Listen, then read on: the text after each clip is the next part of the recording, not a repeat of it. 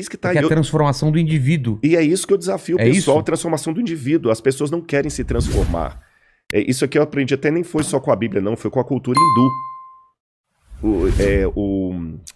A Shinavanda falava, por exemplo, que para árvore macieira continuar vivendo, ela tem que soltar as folhas dela e as maçãs dela e se deixar renovar pelo outono e o inverno, até a primavera.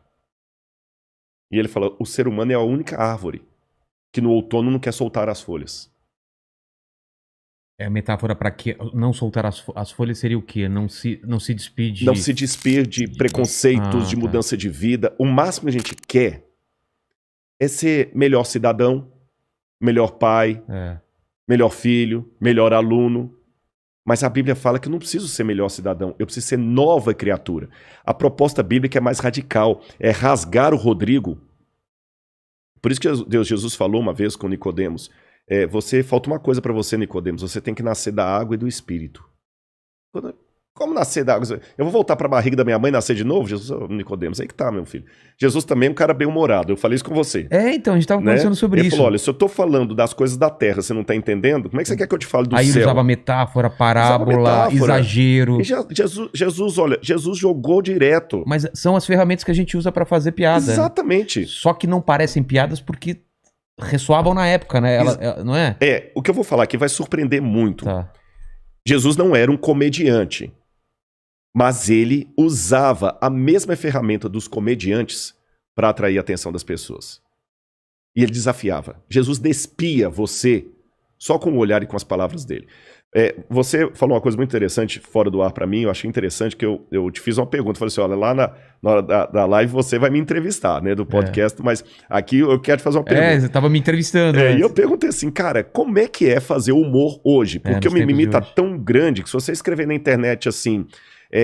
eu gosto de maçã. Eu gosto de maçã. Pronto. Cara, daqui a pouquinho vai aparecer... E a pera? E a pera? Pô, como assim a uva? Todo mundo gosta de uva. Você é um... Uvofóbico? Uvofóbico. Né? E você fala salada de frutas, por quê? Por que misturar todas as frutas? Cada fruta tem sua individualidade. Exatamente. Você tá no, e não é seu uva, lugar de fala. É UV. É UV. É UV. É UV. Não é maçã, é macê. É macê. Então, sabe, é meio complicado esse negócio. Aí você falou comigo, explicando ali até que o humor é o exagero. Quando você falou isso, eu lembrei. Na época de Cristo, e eu não esqueci que eu ia dar um exemplo prático da mudança, hein? Era a hipérbole, o exagero que trazia atenção para o humor. Então, quando Jesus falava assim, é mais fácil passar um camelo no fundo de uma agulha do que um rico entrar no céu, o povo riu. Com certeza, né? Riu. Porque é um exagero. Era um exagero. Olha, se alguém olhar para a mulher com intenção impura, já adulterou. Mas só que era uma risada. Sabe aquele humor inteligente? Você sabe, você é um comediante. A pessoa ri de nervoso. De nervoso, que a pessoa ri, mas depois ela para pensar. Pô, caramba, bicho, ele tá me fazendo rir aqui. Principalmente o humor que mexe com política.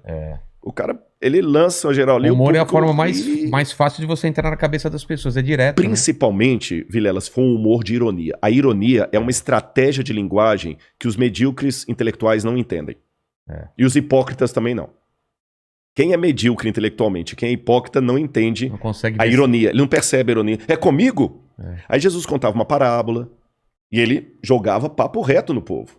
Você tem que nascer de novo, Nicodemos. E o povo hoje não quer nascer de novo. Voltando à metáfora hindu lá, eu não quero soltar as minhas folhas porque no inverno eu vou ficar pelado, eu vou ficar feio. Eu quero ficar bonito. Dá trabalho, né? Aí você fica no inverno se enfeitando com folhas que não são suas porque as naturais caem. É como o Photoshop do Instagram, que não é você. Você não muda e você está morrendo. Então, para mim, 3 coisas eu digo para mudar esse quadro que nós vivemos. O primeiro deles, eu vejo a crise como sendo a oportunidade para surgirem heróis. Segundo, até que me deem sapatos novos, eu vou continuar usando os que eu tenho. E os que eu tenho estão dando um resultado muito bom.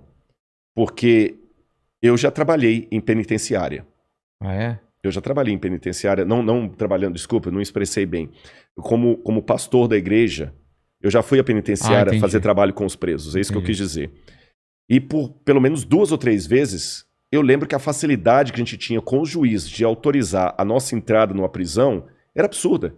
E eu não entendia isso, até um dia conversando com um advogado criminalista, eu falei assim, rapaz, eu dei sorte, viu? Porque toda vez que eu precisava de uma autorização judicial para entrar numa penitenciária, era a coisa mais fácil. Aí esse advogado falou comigo, Rodrigo, todo juiz tá implorando para aparecer um crente na porta dele lá, querendo trabalhar na cadeia. Caramba. Porque é estatística.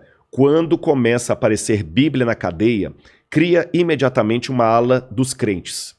Todo carcereiro quer trabalhar ali, porque a ala dos crentes é a que menos dá trabalho para eles.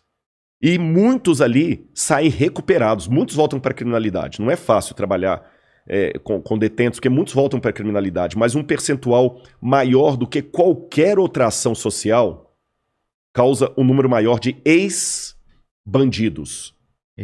Ex-criminosos. É por isso que, em que pese a minha paixão pela literatura, quem leu meu livro vê que eu trabalho com fontes primárias.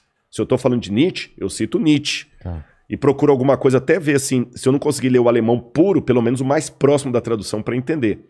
Mas apesar de toda a minha devoção pelos clássicos que eu acabei de falar, eu tenho muito claro para mim que se eu jogar José Saramago numa penitenciária, dificilmente eu vou ter um grupo de ex-detentos, ex-bandidos, porque leram José Saramago. Mas se eu jogar uma Bíblia de Novo Testamento, daquela dos Gideões Internacionais capa cinza, daqui a pouquinho tá o juiz pedindo para eu voltar lá para tocar violão e eles deixarem a criminalidade.